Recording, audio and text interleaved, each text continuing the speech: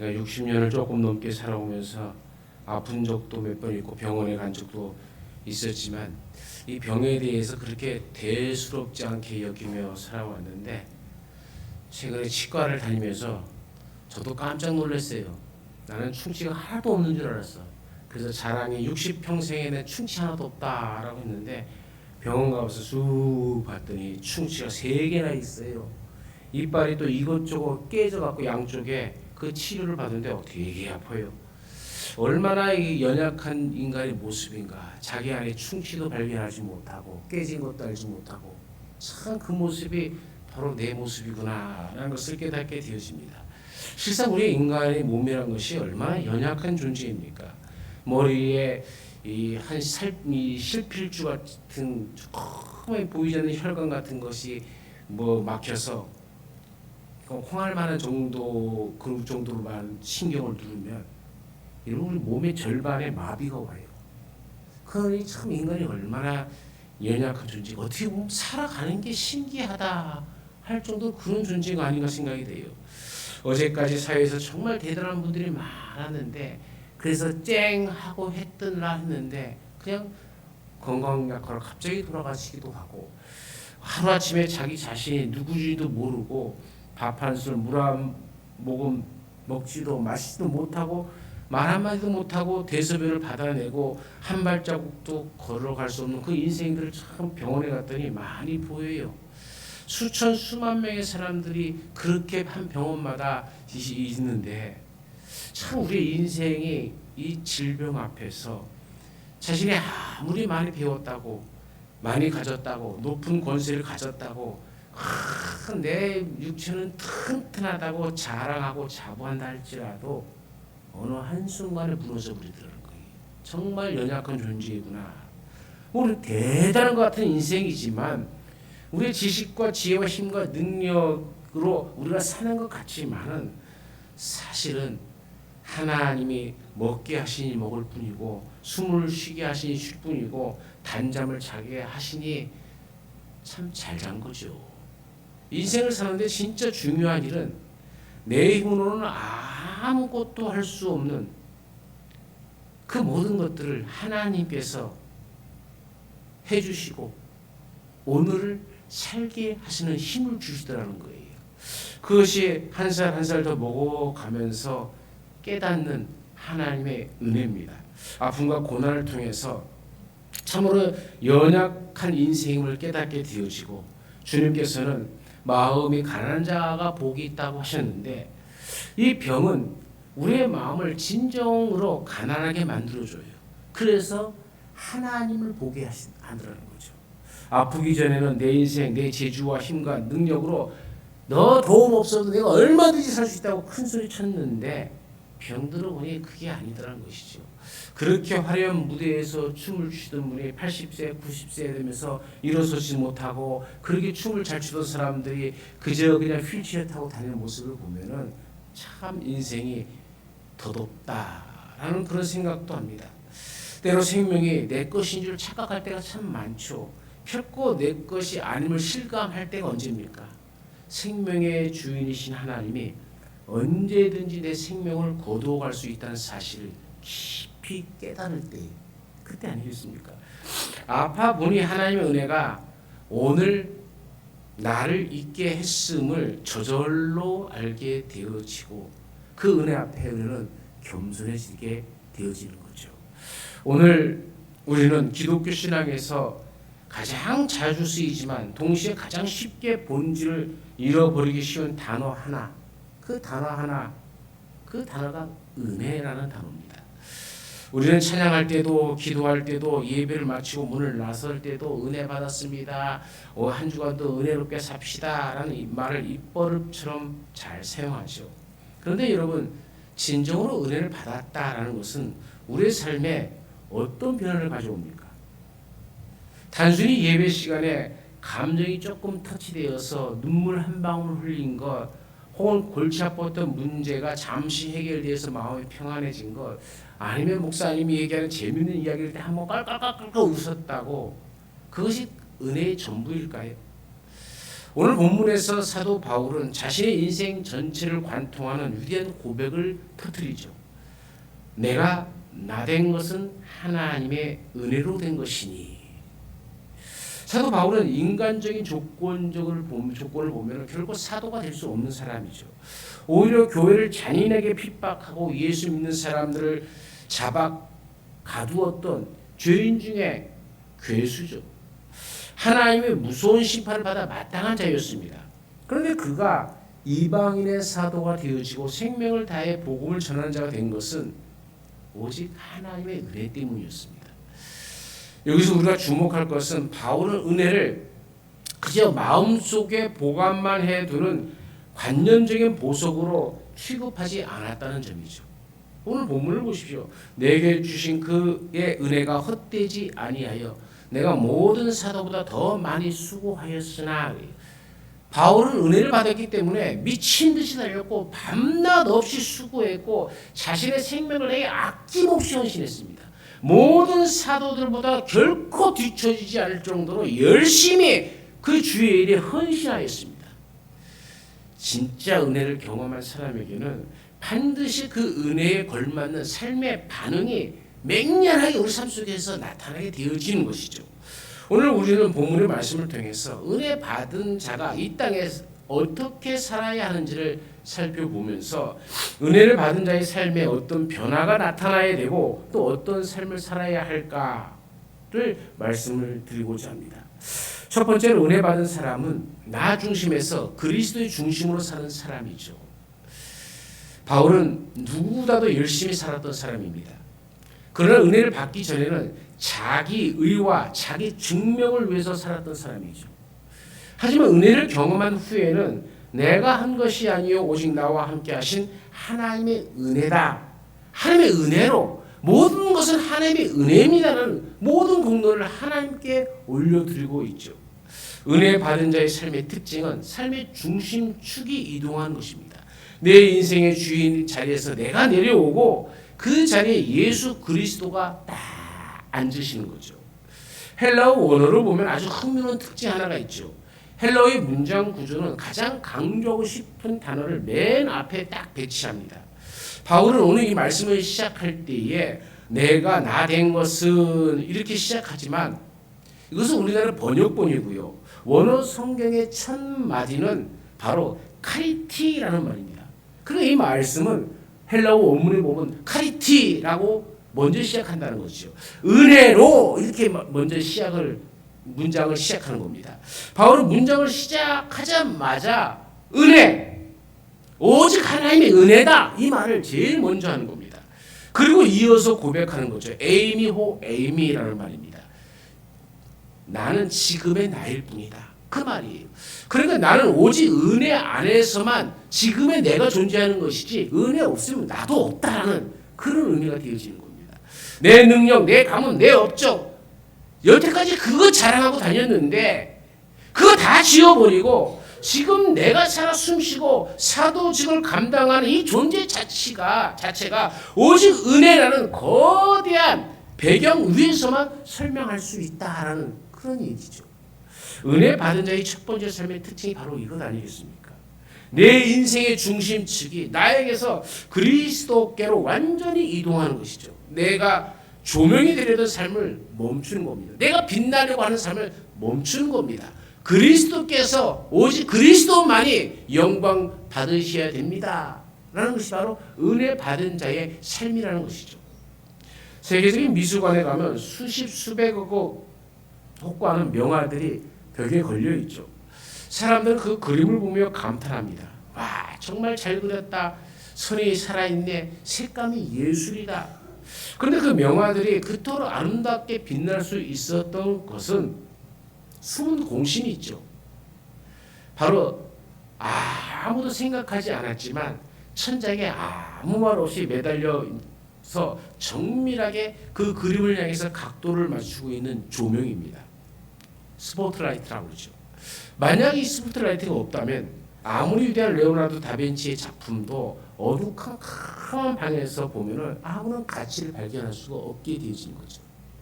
재미있는 사실은 미술관을 관람하는 그 어떤 사람도 천장의 조명 기구를 쳐다보면서 와, 저 전구 진짜 멋지다. 저 조명 장치 정말 대단한데라고 감탄하지 않는다는 거예요. 사람들의 시선은 오직 그림에만 머물죠. 이때 만약 조명 장치가 의식을 가져서 왜 사람들이 나를 주목하지 않고 내가 빛을 쏘고 있는데 내가 쏘고 있는 그것만 바라보고 왜 나를 바라보지 않는 거야 라는 마음을 가졌더라면, 그래서 에이 기분 나쁜다 하면서 탁 죽어버린다면 어떻게 되겠습니까?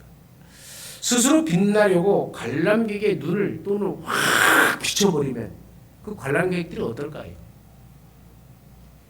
미술관은 순식간에 난장판이 될 겁니다. 그림은 보이지 않게 되겠죠. 이런 조명의 존재의 목적은 오직 그림을 빛나게 하는 것뿐입니다. 우리가 은혜를 받기 전에는 내가 모두 조명받고 싶어 합니다. 그래서 나를 칭찬하면 좋아하고 내 능력, 내 의로움, 내 자존심이 인생의 무대 위에서 빛나기를 갈망하죠. 그런 진짜 하나님의 거대한 은혜, 카리티를 경험한 사람은 기꺼이 미술관의 조명이 되기를 자처하는 거죠. 나를 통해서, 내 삶을 통해서 오직 그리스도만 온전히 나타나기를 원하는 겁니다. 바울이 말하는 것이 바로 이것이죠. 성도 여러분, 나를 보지 마십시오.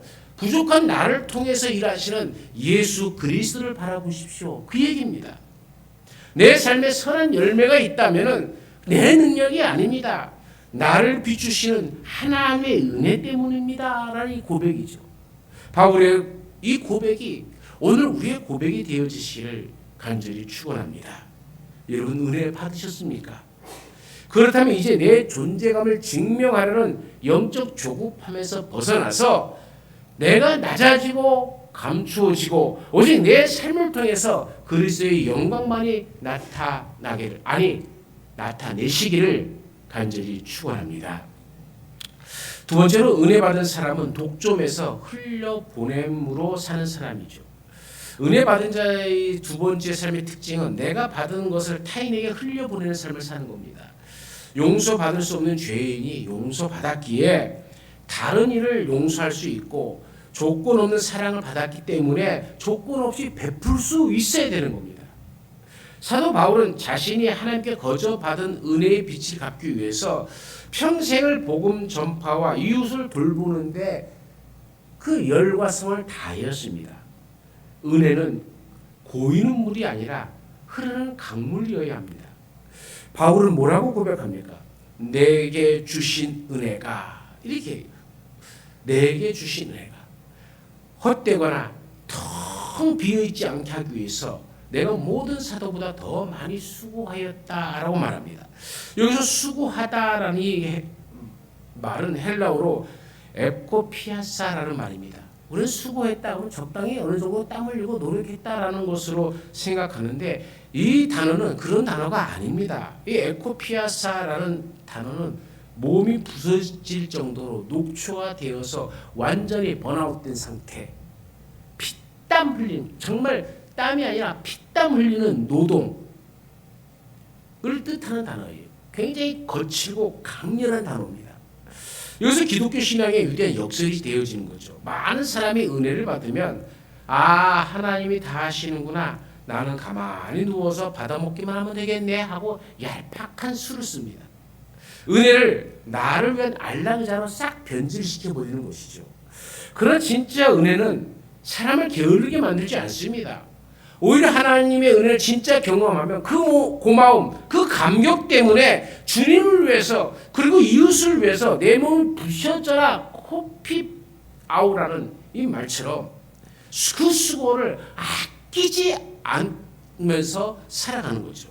나만 누리는 은혜의 독점이 아니라 타인을 향한 그 은혜를 나의 수고와 애씀으로 정말 녹초가 되어 쓰러질 정도로 수고하고 애쓰면서 그 은혜를, 내가 받은 은혜를 이웃에게로 흘려보내는 삶이죠.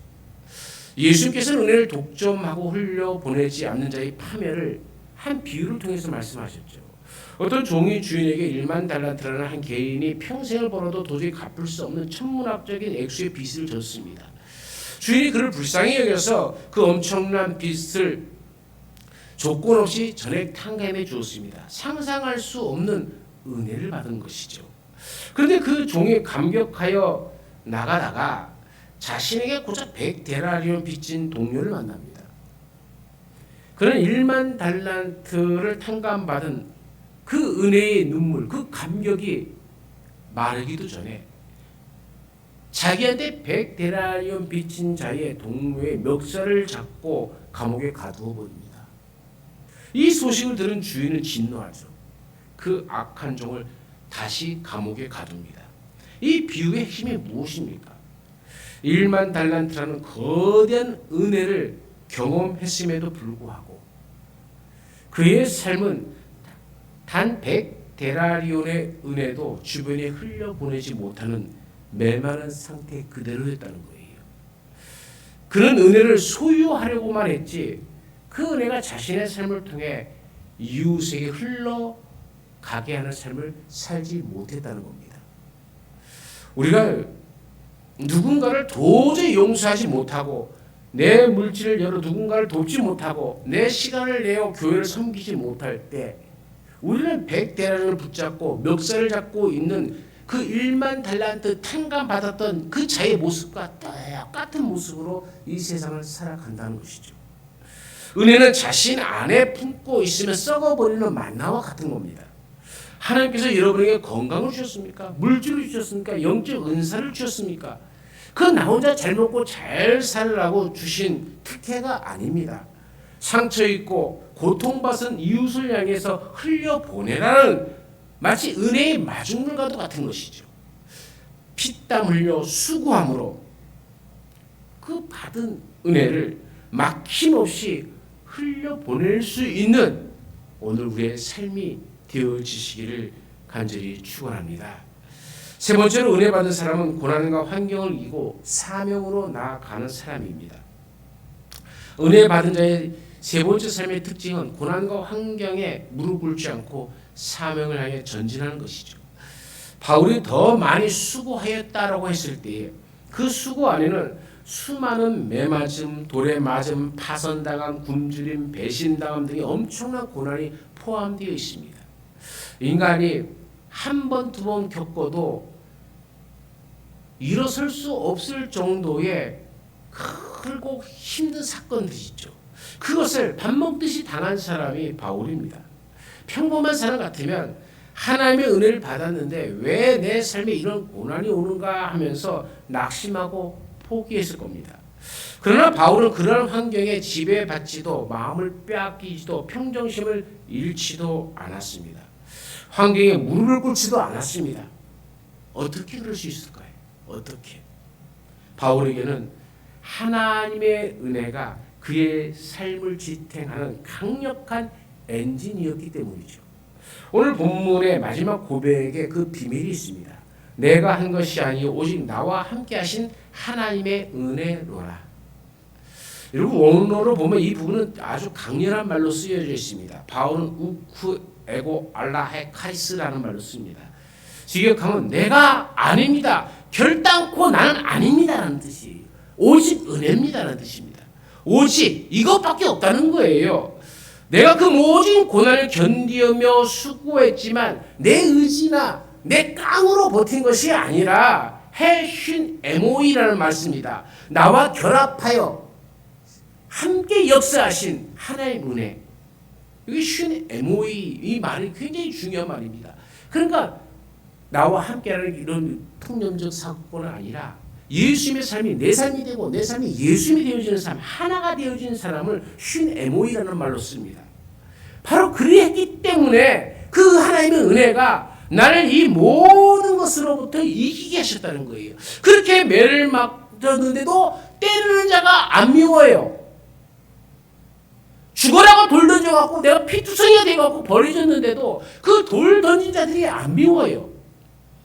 나를 죽이려고 40명의 유대인들이 계속 쫓아다니면서 괴롭히고 쫓겨남을 당하게 하고 돌팔매질 당하게 하고 그렇게 온갖 수단과 수작을 다 부렸는데 그들이 안 미워요. 오히려 그런 그들 위해서 이 민족을 구원해 달라고 마치 모세가 죄진 이스라엘 백성들을 위해서 기도했듯이 바울은 그런 민족, 자기를 핍박하는 그 민족을 위해서 기도해요. 몰라서 하는 거야. 저들의 죄를 용서해 달라고. 이게 은혜 받은 자의 모습이죠. 함께라는 이 신, 이것은 하나가 되었다는 뜻입니다. 하나가 되어진 삶. 두 존재가 깰 수 없을 정도로 꽁꽁 묶여있는 연합. 내가 그리스도와 이렇게 묶여 있었기 때문에 내가 그 은혜로, 그리스도의 힘으로, 하나님의 힘으로 그 모든 것을 견디고 미워하는 마음도 없고 오히려 더 큰 사랑으로 저들을 덮을 수 있었다는 뜻이죠. 바울은 세상의 고난이나 외압보다 내 안에서 밀어내는 은혜의 내압이 더 컸기 때문에 사명의 길을 묵묵하게 감사와 기쁨으로, 그리고 모든 성도들에게 항상 기뻐하라, 쉬지 말고 기도하라, 범사에 감사하라는 말을 외치면서 달릴 수 있었던 거죠. 지난 주에는 우리나라 하나 오디션이 캐나다의 잠수함 수주를 따려고 했었는데 그만 떨어졌어요. 그냥 독일한테 뺏기고 말았습니다. 나토라는 굳건한 연합이 지탱했기 때문에 우리나라가 거기에 끼어들 틈이 없었다는 그런 뉴스도 들렸습니다. 여러분, 잠수함 한번 생각해 보십시오. 수백 미터 깊이의 깊은 바다 속에 들어가면 사방에서 잠수함을 순식간에 찌그러뜨리는 엄청난 수압이 가해집니다. 가해져요. 강철로 만든 잠수함이라도 이 엄청난 외부의 압력을 견디지 못하면 흔적도 없이 파괴되어 버립니다. 그런데 잠수함이 그 깊은 심해에서도 찌그러지지 않고 유유히 사명을 향해 전진할 수 있는 비결이 무엇일까요?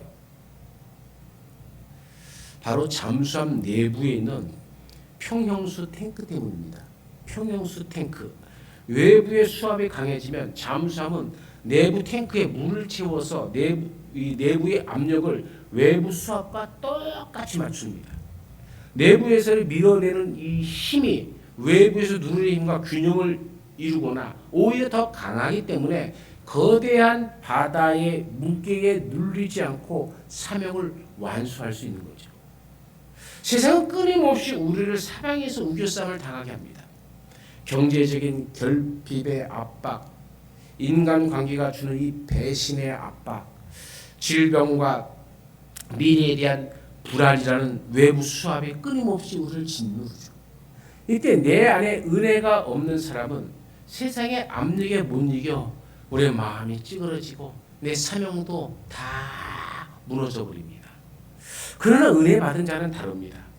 비록 환경은 감옥이고 고난일지라도 내 안에 채워진 하나님의 은혜가 영적 평형수가 내부에서 버티고 밀어내기 때문에 절대로 찌그러지지 않습니다.